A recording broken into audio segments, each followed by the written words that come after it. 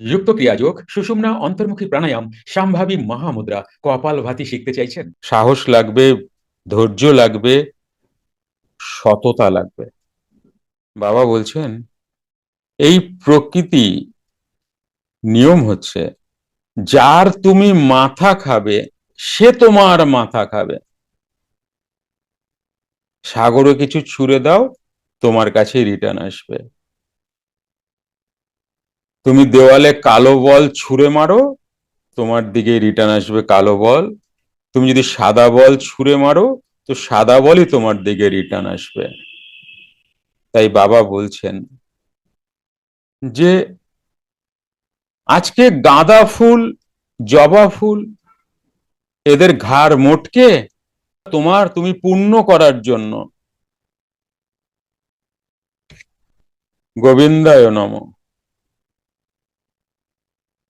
জয় মা। কে অধিকার দিয়েছে? আমি তোমায় করছি না, তুমি তোমায় করো। তুমি শাস্ত্র নিয়ে নাও, কেউ কোন শাস্ত্র তোমায় এই অধিকার দিয়েছে? একটা গাঁদা ফুল, জবা ফুলকে ঘাড় মোটকে তার মাথা ভেঙে গোবিন্দায় নম, কোন শাস্ত্র বলেছে তোমার? তাহলে এই জগৎ প্রতিদানের। যার তুমি মাথা খাবে সে তোমারই মাথা খাবে। মেবি সে নাও হতে পারে, অন্য কেউ খেয়ে যাবে। এইবার তুমি তোমাকে অডিট করো, যে একটা সামান্য ফুলের মাথা ভাঙতে না করছে। অত সুন্দর একটা ফুল গাছে কি সুন্দর নয়? তোমার ভগবানের চরণেই সুন্দর। এগুলো বললে আবার বাবা তো কারুর পরোয়া করতেন না, কিন্তু বাবা সত্যটা জানিয়ে গেছিলেন, যে সত্যটা বোঝো, যারা পরিশুদ্ধ মানুষ তারা সত্যটা বোঝো। যারা প্রারব্ধতে ভয় পাচ্ছ, প্রারব্ধকে থামাতে চাইছো, প্রারব্ধকে মেটাতে চাইছো, তারা এই সায়েন্সটা বোঝার চেষ্টা করো, এই বিজ্ঞানটা বোঝার চেষ্টা করো। ফুলের ঘাড় ভাঙলে, আচ্ছা আমার কি কেউ ঘাড় ভাঙবে? আমার কেউ ঘাড় ভাঙবে না, কিন্তু পেইনটা আসবে। আর পরিণামে আমাকে নিধন হতে হবে কোনো না কোনো দিন। 70 বছরে হোক, 80 বছরে হোক, 100 বছরে হোক, আমাকে নিধন হতে হবে, আমাকে নিধন করা হবে। কে করবে? সিস্টেম, রুদ্র হিসাবে। সংহারকর্তা কে? রুদ্রই তো। তিনি আমাকে নিধন করবেন। লাস্ট তো পানিশমেন্ট আছেই আছে। এতেও কি মানুষের শিক্ষা হবে না? আবার জন্মাবে, আবার ফুলের ঘাড় ভাঙবে। তাহলে এবার বোঝো আমরা কি করি। তুমি তোমার জায়গায় দাঁড়িয়ে অনেকগুলো উদাহরণ দিয়ে তুমি তোমাকে বোঝাতেই পারো, কিন্তু সিস্টেম মানে না। সিস্টেমের কাছে তোমার কোনো অ্যান্সারই থাকবে না। তবে কি, তুমি বলবে তাহলে খাদ্য যা খাবো সবই তো মারতে হবে। একটা আর্তনাদ করে মারার থেকে একটা গাছের পাতা, এটা একটু কম হবে তো প্রারব্ধ তুমি কম হলো। প্রারব্ধ আসবে না তা নয়, ভালো করে বোঝো। আজকে পুঁই শাকের ডাঁটা খাচ্ছি, প্রারব্ধ আসছে না তা নয়, কিন্তু তুমি ওকে ম্যানেজ করতে পারবে। কম আসবে, তুমি আরো ব্রাইট হতে পারবে আর তাড়াতাড়ি ওগুলোকে বাইপাস করতে পারবে। কিন্তু বেশি বড় রকম কিছু করলে ওগুলো বড় আসবে। এখানেই সিস্টেমের হিসাব। এই এই হিসাব কে করে? ভগবান কৃষ্ণ, রাম? না, এরা কেউই করে না। সিস্টেম মানে এখানে ভগবানকে, প্রাণ, যে তোমাকে বাঁচিয়ে রেখেছে, যে তোমার মধ্যে আছে বলে তুমি এই যোগীরাজ কথা শুনতে এসছো, ওই সিস্টেম। আর ও মহান কিন্তু ভয়ঙ্কর, ইঞ্চ ইঞ্চ হিসাব নিয়ে নেয়। এবারে অজ্ঞাত সারে এই যে এত পোকামাকড় মারছি, এরও হিসাব আমাকে দিতে হবে, এরও প্রারব্ধ জমছে। কিন্তু সাধক প্রাণায়াম করে, বাবা কি বলছেন, রাতের ক্রিয়া দিনের পাপ নষ্ট করে, দিনের ক্রিয়া রাতের পাপ নষ্ট করে। এইভাবে তুমি ব্যালেন্স করতে থাকো। যখন বড় প্রাণায়ামে আসবে, বড় প্রাণায়াম বলতে 1728, সেই সময় তুমি এত প্রারব্ধকে তুমি জ্বালিয়ে দেবে যে ধীরে ধীরে ধীরে ধীরে তুমি পবিত্র হয়ে আসবে। কি পবিত্র? মন। কোন মন? এই মনটা না, স্থির মন।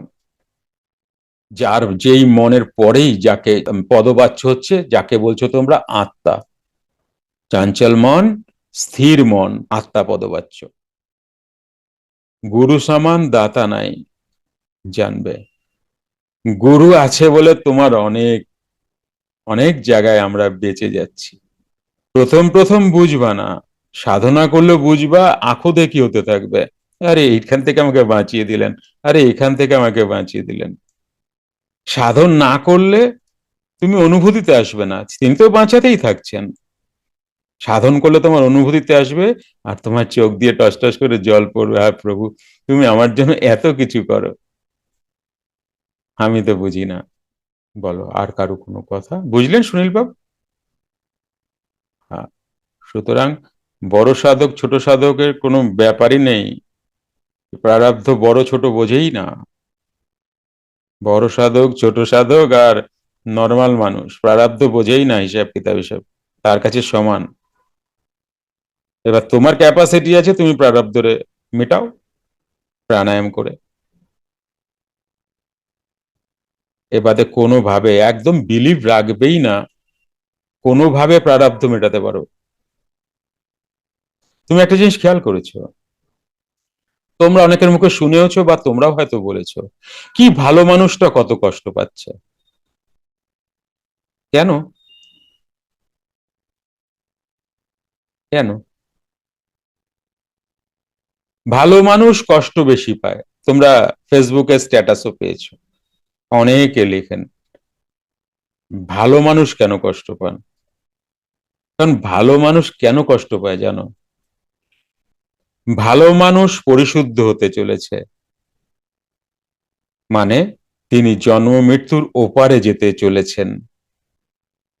তাহলে এই যে 4 লক্ষ মানবজনীর হিসাব কিতাব তাকে দিতে হবে না? তাকে হিসাব দিতে হবে না?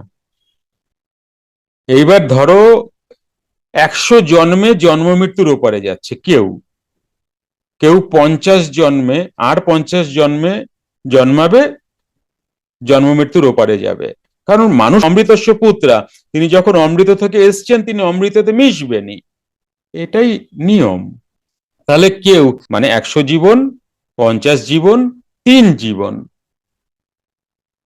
তাহলে 100 জীবন যার আরো লাগবে তার প্রারব্ধ স্লোলি আসবে। যার 50 জীবন আর তার প্রারব্ধ আরেকটু ফাস্ট আসবে। যার আর 3 জীবন তার তো পুরো ফাস্ট ঢুকবে। তাই ভালো মানুষের কষ্ট বেশি, কারণ তাকে তাড়াতাড়ি মেটাতে হবে। কি মেটাতে হবে? এইবার তিনি ছেঁচা গুতা বেশি করে খাবেন তো আর 5টা মানুষের থেকে, অর্থনৈতিক জায়গা খারাপ হবে, রিলেশনের জায়গা খারাপ হবে, ক্যারিয়ার খারাপ হবে, হেলথ খারাপ হবে। তিনি এত লাথি ঝাঁটা মারতে থাকবে প্রকৃতি। কারণ সহজে তো আমি যাব না গুরুর কাছে, মেরুদণ্ড সোজা করে 2-3 ঘন্টা বসবো না, সহজে বসবো না তো। এই লাথি ঝাঁটাগুলো আমাকে খেতে হবে তো। রিলেশন খারাপ, মানি লস, এগুলো হতেই থাকবে তার সাথে। কোনো কিছুতে সুখ নেই, ডিপ্রেশন, অ্যাংজাইটি, ওভার থিঙ্কিং, বিভিন্ন ধরনের প্রকৃতি কষ্ট দিতে থাকবে। তখন মানুষ গিয়ে গুরুর আশ্রয় নেবে, এর আগে তো মানুষ নেবে না। মন এতটা পাওয়ারফুল, সে কাউকে প্রাধান্য দেয় না। যেই মাস্টারমশাই প্রচুর মেরেছিল 5-6-এ, সেই মাস্টারমশাই কাছে 4 হুইলার নিয়ে গিয়ে অ্যাটিটিউড দেখায়। এটা হচ্ছে মন। জানি না খুব ভালো করে ডিপলি দেখছো কিনা জগৎটারে। পড়া করে নাই বলে পেদাই ছিল, বা কোনো অন্যায় সে করে নাই তবুও মারছিল, সেটা তার মনে রয়ে গেছে। যখন ওই মাস্টারমশাই বুড়ো, তখন উনি চাকরি করেন, ভালো চাকরি, 4 হুইলার নিয়ে মাস্টারমশাই বাড়িতে গিয়ে মিষ্টি দিয়ে আসছে। ইনারে কিন্তু ওটাই আছে, বদলা। তো মন হচ্ছে এটা। তুমি আমরা তার ঘর করি। সুতরাং খুব সাবধানে চলো, গুরু কৃপা হি কেবলম হিসাবে চলো, গুরুতে সমর্পণ করে চলো, গুরুতে মন রেখে চলো, গুরুতে দৃষ্টি রেখে চলো। গুরুতে দৃষ্টি না থাকলে গুরুর দৃষ্টি তোমার দিকে থাকবে না। সিম্পল হিসাব। লাস্টে গুরুকেই নোংরা পরিষ্কার করে তাকে নিতে হবে, কিন্তু তার আগে তো তুমি আসবা না যতক্ষণ না ঝাড়টা খাবা। মনের কথা বলছি, তোমাদেরকে বলছি না, মন বলছি।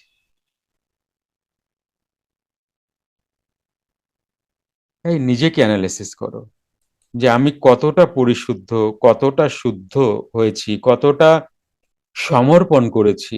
আর সমর্পণ শিখতে হবে, করা যায় না। মন কখনো সমর্পণ জানে না, ও ভীষণ অহংকারী হয়। মন কারু কাছে মাথা নিচু করে না।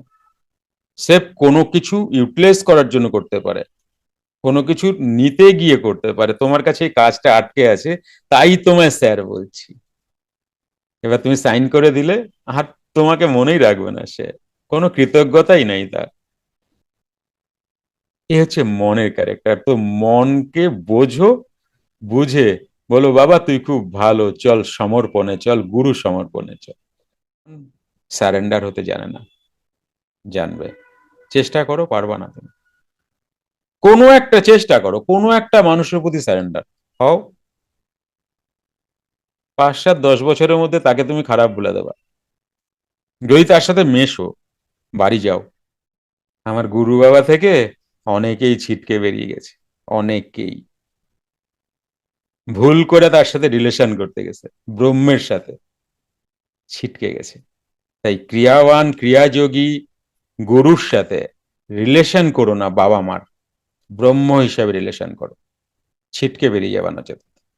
এনারা কারুর পরোয়া করেন না, এনারা স্বয়ং সম্পূর্ণ। তাই বলে কাউকে অপমানও করেন না, কিন্তু এমন কিছু করেন যে তুমি ছিটকে যাবা।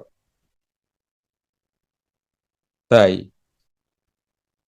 সারেন্ডার হয়ে গুরুর কাছে যাও, সমর্পণ শিখে সমর্পণ হয়ে গুরুর কাছে যাও। এতটুকু জানবে। যদি কখনো তুমি পার্থক্য খোঁজো, তাহলে দেখে নিও তোমার গুরু 4, 5 ঘন্টা 6 ঘন্টা এর থেকে বেশি এক আসনে মেরুদণ্ড সোজা করে বসে করছেন। আমি কি সেটা পারি? যখন মাথা ফোঁস করবে না তোমার, তুমি এই এক্সাম্পলটা মনকে বুঝিয়ে দেবে। না হলে এই গুরু দাঁত মাজতেছে, আমিও তো দাঁত মাজি। হ্যাঁ, গুরু গামছা পরে স্নান করে, আমিও তো গামছা পরে স্নান করি। তাই না? গুরু থালায় ভাত দিয়া মুখে দেয়, মুখ দিয়া খায়, আমিও তো থালায় ভাত নিয়ে মুখ দিয়া খাই। পার্থক্য কোথায়? পার্থক্য ওই জায়গায়, সাধনায়। তাই যখনই মন বেশি ফোঁস করতে যাবে, উঁচু হতে যাবে, তাকে এক্সাম্পলটা দিয়ে দেবে, মাথা নিচু করে দেবে মন আবার। আর এটা করতে করতে করতে করতে তুমি যত সাধনা করবে, তত সারেন্ডার আসবে। একবার সারেন্ডার এসে গেলে তো তুমি এই স্টেট থেকে বেরিয়েই গেলে, আর ভয় নেই। তবুও বুদ্ধিমান বা বুদ্ধিমতী মানুষটা কখনোই শেষ দিনটা অব্দি ওয়েট করেন, যে শেষ দিন অব্দি ঠিক থাকার চেষ্টা করেন। কে জানে মন কবে কোন দিন কি বলে দেয়, কাকে কি কি ব্যবহার করে দেয়। বুঝতে পেরেছো কি বললাম? তাই নিজেকে গুরুর কাছে খুব সমর্পণ থাকবে। এবং আমার 2টো ভিডিও পড়ে আছে গুরুর সাথে কিভাবে রিলেশন করবে। এগুলো শুনে দেখে বুঝে আরো কিছু জেনে তোমাদের গুরুর সাথে তোমরা রিলেশন করো। বলো আর কার কোনো প্রশ্ন? আজকে শুরুতেই আমি গম্ভীর হয়ে গেলাম, হাসি ঠাট্টা হইলো কই? বলো। আর কারো কোনো প্রশ্ন থাকলে হাত তুলতে পারো। যুক্ত ক্রিয়াযোগ, সুষুম্না অন্তর্মুখী প্রাণায়াম, সম্ভাবী মহামুদ্রা, কপালভাতি শিখতে চাইছেন? প্রতি সপ্তাহে মঙ্গল, বুধ ও বৃহস্পতিবার রাত ৮টা থেকে ৯টা অবধি জুম অনলাইনে নিজের বাড়ি বসেই শিখতে পারবেন। যোগাযোগ জ্ঞানী গুরু কমিউনিটি, ফোন নাম্বার 9903680146।